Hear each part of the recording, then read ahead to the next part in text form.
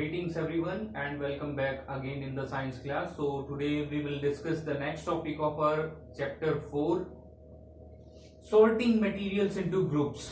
So today we will discuss about the property of materials. So why it is necessary to discuss about the property of materials? As we know that we have seen a tumbler that is made up of glass or steel. हमने जो है एक tumbler है उसको देखा है, घर पे आपने कंटेनर्स को देखा होगा जिसमें यूजुअली लिक्विड को फिलअप किया जाता है। तो या तो वो प्लास्टिक का बना होता है या फिर आपके ग्लास का बना होता है या फिर आपके स्टील का बना होता है। क्या आप में से कभी किसी ने ऐसा देखा है कि जो आपका टम्बलर है वो क्लोथ का बना होता है, कपड़े का बना हो? It is not possible to store a liquid substance in a material that is made up of cloth. So we can say that plastic, glass or steel can be used to make those kinds of containers that can store liquid in a better way. तो हम ये बोल सकते हैं कि plastic, glass और steel को use किया जा सकता है उस तरह के कंटेनर्स को बनाने के लिए जिसमें लिक्विड सब्सटेंसेस को इजीली स्टोर किया जा सके. Here we can take one more example. As you have seen that the kitchen utensils are made up of either steel or different kind of metals. अगर आपने ध्यान से देखा हो जितनी भी आपकी किचन यूटेंसिल्स हैं, किचन के बर्तन होते हैं, वो या तो आपके मेटल्स के बने होते हैं या फिर आपके स्टील के बने होते हैं. Have you seen any kitchen utensil which is made up of paper? क्या आपने किसी ऐसी किचन यूटेंसिल को देखा है जो आपकी पेपर से बनी हो? It is not possible as we cannot cook any vegetable or any other thing in that kind of utensil. अगर आपकी यूटेंसिल पेपर की बनी होगी तो हम उसमें किसी भी तरह के आइटम को, किसी भी वेजिटेबल को या कोई भी खाना हम उसमें पका नहीं सकते. So from these two examples we can conclude that it is necessary for us to check out the property of the material. तो इन दोनों एग्जाम्पल से क्या कंक्लूजन निकलता है कि हमें किसी भी मटेरियल की प्रॉपर्टीज के बारे में पता होना चाहिए ताकि हम उस पर्टिकुलर मटेरियल को यूज कर सकें डिफरेंट पर्पसेस के लिए, डिफरेंट काइंड्स ऑफ ऑब्जेक्ट्स बनाने के लिए. So now let's start the discussion of all those property which are necessary for us to know in the selection of a particular material to make a particular object. तो अब हम उन सभी properties को one by one discuss कर लेते हैं जो हमें पता होनी चाहिए ताकि हम उस पर्टिकुलर ऑब्जेक्ट को बना सके जिसकी हमें जरूरत है, जिस पर्पस के लिए हमें वो जरूरी है उसके लिए हमें इन सभी प्रॉपर्टीज का पता होना चाहिए. So let's start the first property that is appearance. If you have seen that you will find different kind of objects around you. अगर आपने कभी देखा हो अपने चारों तरफ तो आपको अलग अलग तरह के ऑब्जेक्ट्स जो है वो दिखाई देंगे. The outer look of all those objects is different. जो उनकी outer look होती है, जो उनकी appearance होती है वो different होती है.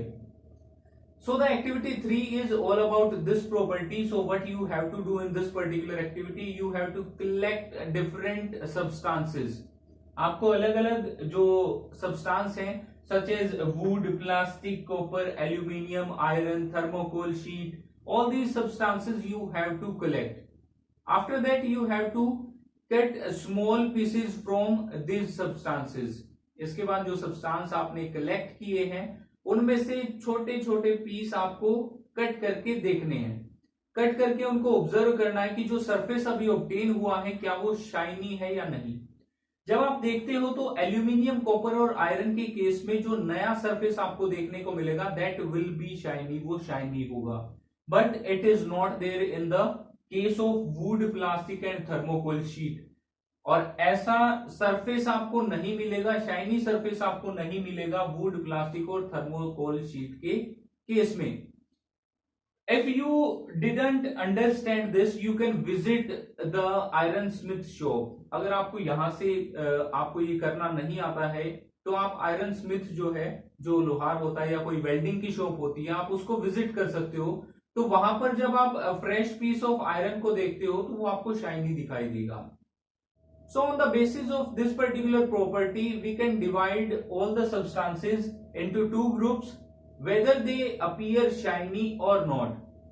जैसे शाइनी के केस में हम आयरन, एल्यूमिनियम, कॉपर को रख सकते हैं, और नॉन शाइनी जो आपके ऑब्जेक्ट्स हैं उसमें आप वुड, प्लास्टिक, थर्मोकोल शीट को रख सकते हो. So it is one of the properties that can sort the materials into two groups. So all those substances which are shiny in nature, they are known as metals. जितने भी substance हैं आपके जिसमें आपकी शाइन जो है, lustre जो है वो प्रेजेंट होती है, जैसे आपका गोल्ड है, सिल्वर है, एल्यूमिनियम है, आयरन है, कॉपर है, ये सारे के सारे कहलाते हैं आपके metals. Now let's start the second property, that is hardness. जो सेकंड प्रॉपर्टी है आपकी वो हार्डनेस है. हार्डनेस प्रॉपर्टी के बेसिस पे भी हम जो डिफरेंट आपके सब्सटेंसेस हैं उनको दो ग्रुप्स में बांट सकते हैं. The first one is hard, the second one is soft. So all those materials which are difficult to compress और स्क्रैच, वो सारे के सारे मटेरियल्स जो डिफिकल्ट है कंप्रेस करने में, प्रेस करने में, वो कहलाते हैं आपके hard substances.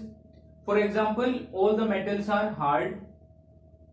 Second one is soft substances. All those substances which are easy to press are known as soft substances, such as rubber, foam and thermocol sheet. जो थर्मोकोल है उसको प्रेस करना थोड़ा सा इजी होता है as compared to iron. So we can consider all those substances in the soft category. So in this way also we can divide the different substances into two categories or two groups. So let's start the next topic of discussion, that is soluble or insoluble. In this we will discuss about the next property, that is solubility. तो इसमें हम जो next property है उसके बारे में discuss करेंगे.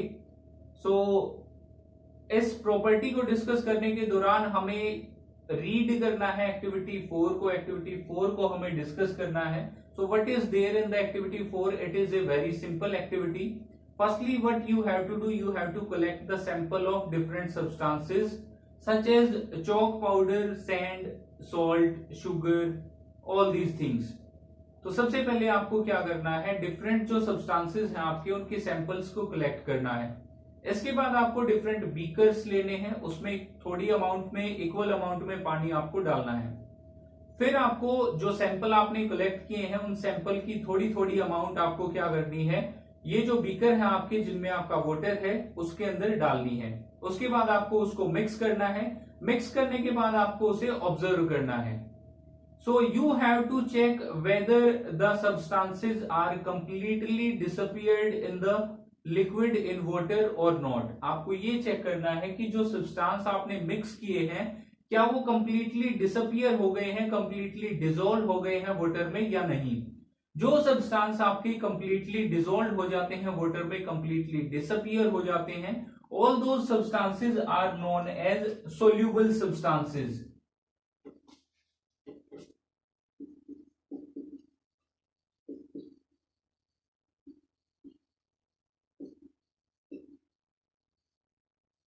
And all those substances which cannot completely dissolve in the water, they are known as insoluble substances.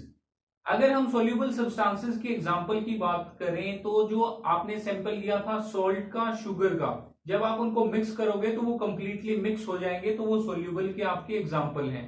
अगर हम insoluble substances की बात करें तो वो सारे के सारे सब्सटेंसेस जो आपके उसमें कंप्लीटली डिसॉल्व नहीं होते, इनसोल्यूबल कहलाते हैं. जैसे आपका चॉक पाउडर है, सैंड है, सोइल का जो सैंपल आपने लिया है, जब आप उसको वाटर के अंदर मिक्स करते हो तो वो कंप्लीटली मिक्स नहीं होते. एक बार वो मिक्स होंगे, फिर कुछ टाइम के बाद वो जो बॉटम है वहां पर आपको दिखाई देंगे.